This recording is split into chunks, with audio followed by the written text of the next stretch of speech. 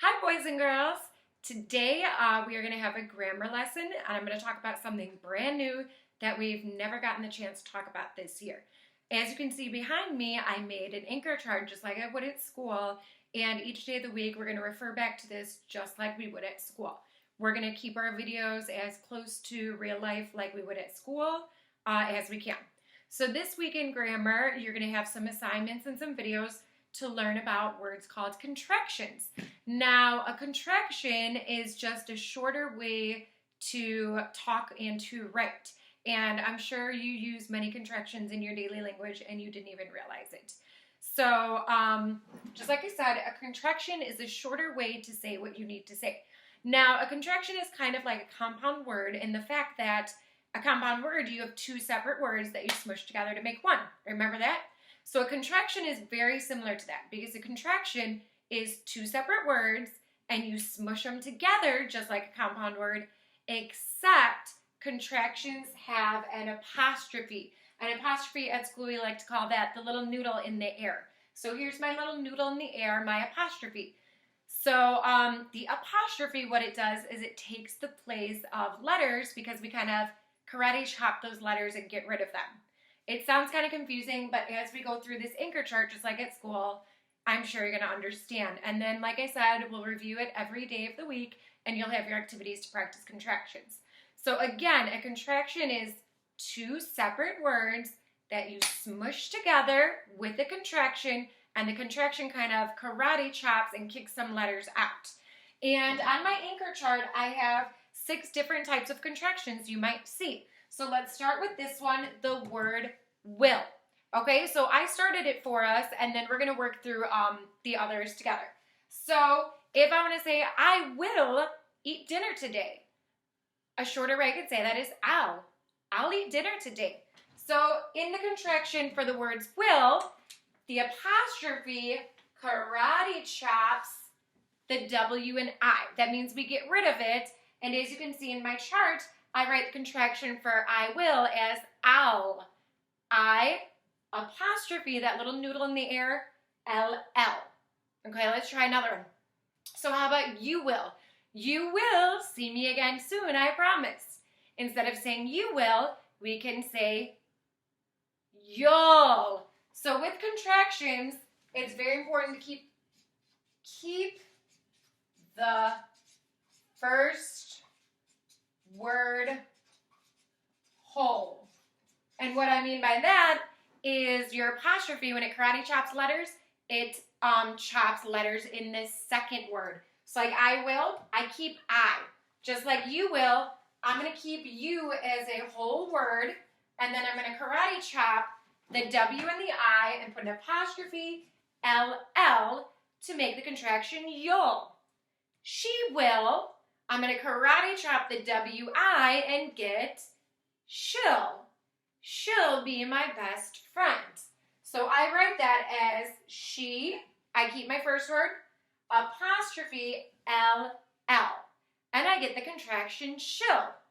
I know it sounds kind of funny, but these are shortcuts to our speaking and our writing.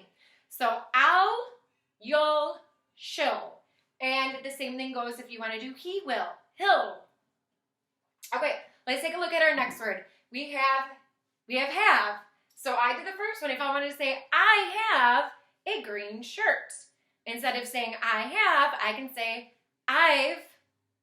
well, I might not work in that sentence, but I've got on a green shirt. So my apostrophe is going to karate chop the H and the A. And it's going to get rid of those letters, and the apostrophe is going to take its place. Okay, so how about they have?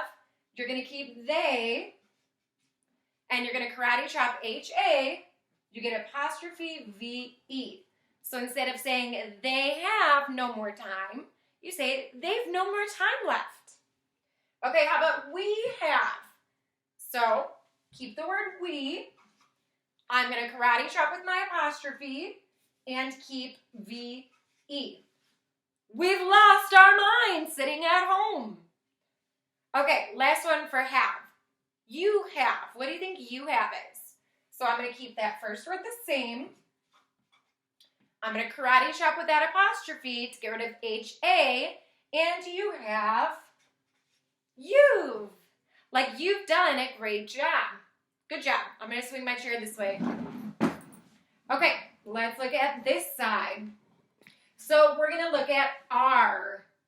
Not like we're a pirate when we learn that spelling pattern, but like they are. They are my very best friends. So my apostrophe is only going to chop that A out. I'm only going to get rid of one letter on this side. So if you see my example, they are, it turns into they're. They're my very best friends. Okay, let's look at the next one. Who are? Who are you? So let's get that apostrophe, karate chop. I'm going to keep that whole first word, who, apostrophe, R-E. Who are you? Okay, let's look at you are. Keep the first word, you. Get rid of that A, and you get your. You're my very best friend. Okay, last one. We are doing school on the computer. So instead of saying we are, we can say were. Very good. And while I'm on this side, no, actually, sorry, just kidding. All right, so will becomes I will, I'll. I have becomes I've. They are become their. Let's take a look down here in orange. I have 3 more for us. Not. So if I'm going to say cannot, I cannot understand what we're doing. I can say I can't. And if you look over here, I'm only karate chopping the O out this time. That one's kind of silly because I'm getting rid of just the vowel. Okay, so let's look down here. Can you see that? Do not interrupt this lesson. I say, don't. Good. So I keep the first word. I keep the N. Add that apostrophe because they karate chop that O out. And keep the T. Don't. Okay, I've got a few more here. I could not figure out what I was doing. So instead of saying I could not, I say I couldn't. Good, so keep that first word. Could, keep that N. I karate chop that O out and keep the T. Now, just like a compound word, when you write a contraction, you can see my word is smushed together to make one word. Okay, when you write a contraction, I don't write they and then apostrophe VE separate. Just like a compound word, it smushes together to make one word. All right, let's look at would not. She would not listen to me.